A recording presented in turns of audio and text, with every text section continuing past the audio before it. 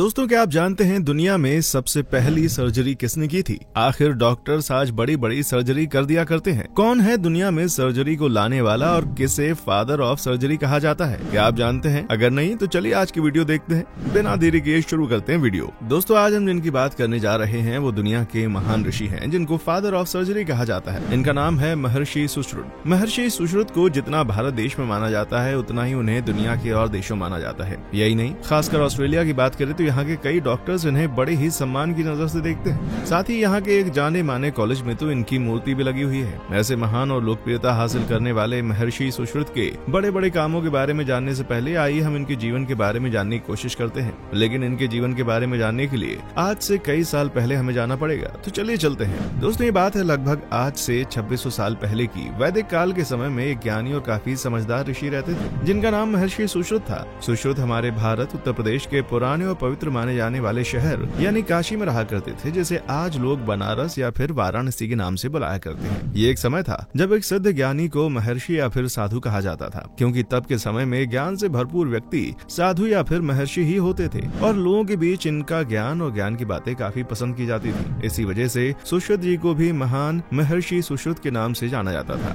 ऐसे उस समय एक काशी के महाराज हुआ करते थे जिनका नाम काशीराज देवोदास था, जो मेडिसिन के अच्छे खासे ज्ञानी थे। तब वहाँ महर्षि सुश्रुत ने काशीराज से मेडिसिन के बारे में जाना और सभी चीजों की नॉलेज भी ली, जिसके बाद काशीराज से ज्ञान को लेकर महर्षि सुश्रुत एक सफल चिकित्सक बने। उस समय के एक सफल चिकित्सक होने की वजह से सुश्रुत जी के पास अक्सर युद्ध में घायल हुए सैनिक आते थे और साथ ही वो लोग भी जिन्हें गुनाह करने की वजह से दंड दिया जाता था। असल में उस समय पर इलीगल जुर्म करने के लिए नाक काटने का दंड दिया जाता था। तब महर्षि उन सबका इलाज करते थे। अब महर्षि सुश्रुत दवा तो दे दिया करते थे, लेकिन उनके बारे में उन्होंने काफी सोचा ही और सभी उन सैनिकों के बारे में जिनके युद्ध में लड़ने की वजह से शरीर के कुछ पार्ट्स टूट जाते थे, तो वो ज्यादा घायल हो जाते थे। तब उस समय पर सुश्रुत जी ने उनके टूटे हुए पार्ट्स और घायल शरीर के लिए सर्जरी करने का प्लान बनाया, जिससे वो आसानी से उनका इलाज कर सके और वो ठीक हो सके। उस समय पर सुश्रुत जी वहाँ के एक जाने माने चिकित्सक हुआ करते थे, जिसकी वजह से ज्यादातर लोग उनके पास ही अपना इलाज कराने के लिए आते थे। अब जब सुश्रुत जी ने सर्जरी करने की एक दमदार रास्ता निकाला तो वो आसानी से सभी पीड़ित लोगों का इलाज करके उनको ठीक कर देते थे। यहीं पर इन्होंने दंड मिलने वाले पीड़ितों के लिए भी एक इलाज निकाला। सुश्रुत जी ने उनके लिए राइनोप्लास्टी यानी नाक की सर्जरी का प्लान बनाया और ये सिर्फ उनके दिमाग में आई एक बात नहीं थी, बल्कि उन्होंने ये करके भी दिखाया था। अब सुश्रुत जी ने एक ऐसी सर्जरी खोज कर ली जिससे वो आसानी से कटी हुई नाक को वापस से बना सके, यानी उसे दोबारा से रिकंस्ट्रक्ट कर सकते थे। ये तो कुछ भी नहीं, सर्जरी के मामले में इन्हें गॉड ऑफ सर्जरी इसीलिए कहा जाता है क्योंकि ये न केवल सर्जरी करने वाले पहले महर्षि थे, बल्कि इन्होंने कई तरह की सर्जरी का आविष्कार किया था, जिससे आसानी से सभी पीड़ितों, बीमारों और घायल लोगों का इलाज कर देते थे। अब चलिए दोस्तों, हम इन महान महर्षि सुश्रुत जी के आगे किए हुए सर्जरी के सभी आविष्कारों के बारे में जानते हैं।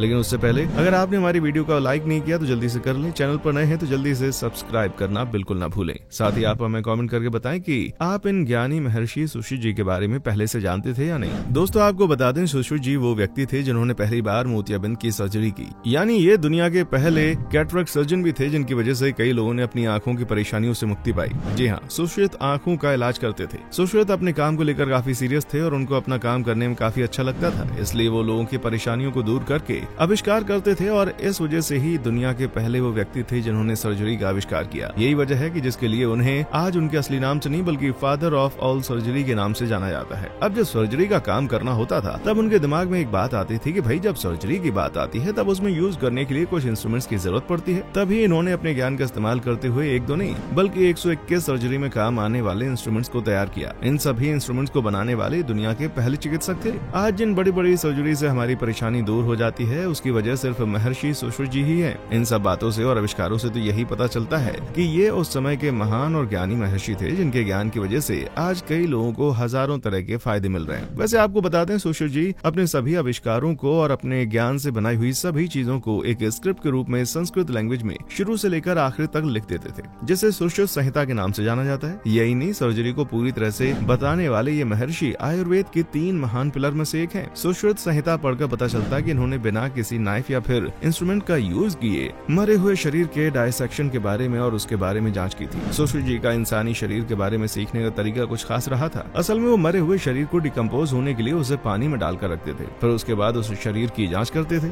इस वजह से उन्होंने इंसानी शरीर के सभी हिस्सों का ज्ञान प्राप्त किया। यही वजह है जिसके लिए उन्हें पेट की सर्जरी, ब्रेन की सर्जरी और एब्डोमिनल की सर्जरी को पूरा करने के लिए मदद मिली। दोस्तों, सुश्रुत संहिता को 600 BCE में लिखा गया था, जो संस्कृत भाषा में लिखी गई। सर्जरी की बेहद कीमती स्क्रिप्ट है ये, जिसे लगभग 800 AD में एक अरब ट्रांसलेटर के रूप में सामने लाया गया, जिसका नाम रखा गया किताब शाह शुन अल, यानी किताब में सुश्रुत। फिर समय बदला और 1900 AD का समय आता है, जब हेस्लर ने इस संस्कृत में लिखी हुई किताब को लैटिन लैंग्वेज में ट्रांसलेट किया। मुलर और जर्मन लैंग्वेज में भी लिखा। इस तरह से महर्षि सुश्रुत जी की सुश्रुत संहिता को कई भाषाओं में ट्रांसलेट किया गया और इनका ज्ञान दुनिया भर के हर कोने तक पहुंचाया गया। आज भी इन ज्ञानी महर्षि को बेहद ही माना जाता है। और आपको बता दें, ऑस्ट्रेलिया में एक जाना माना स्कूल है जिसका नाम royal Australia college of surgeons है, RACS। यहाँ पर महर्षि सुश्रुत जी की मूर्ति लगी है। इस कॉलेज में उन सभी सर्जनों को ट्रेनिंग दी जाती है जो अपने दिल और जान से सर्जरी के काम में एक मुकाम हासिल करना चाहते हैं। इस वजह से ही आज सभी डॉक्टर्स के लिए इन महान महर्षि की एक खास मान्यता है, क्योंकि इन्होंने इन्हें एक खास और अहम ज्ञान दिया है, जिसको आज के जमाने में देखा जाए तो इस तरह का ज्ञान होना मुश्किल ही नहीं बल्कि नामुमकिन लगता है। वेल दोस्तों, आज के समय में कोई भी ऐसे महान वैज्ञानिक हमारी दुनिया में है, पर उस समय पर सर्जरी जैसी चीज को खोज करने वाले महर्षि सुश्रुत जी वाकई तारीफ के काबिल हैं। अब भाई लोग, आप हमें बताएं कि आपको इनके बारे में जानकर कैसा लगा और क्या आप पहले से इनके बारे में जानते थे? कमेंट सेक्शन में आकर बताएं और साथ ही वीडियो को लाइक करें, चैनल पर नए हैं तो सब्सक्राइब करें और हाँ, बेल आइकन प्रेस करना बिल्कुल ना भूलें। मिलते हैं अगली वीडियो में। देखने के लिए शुक्रिया।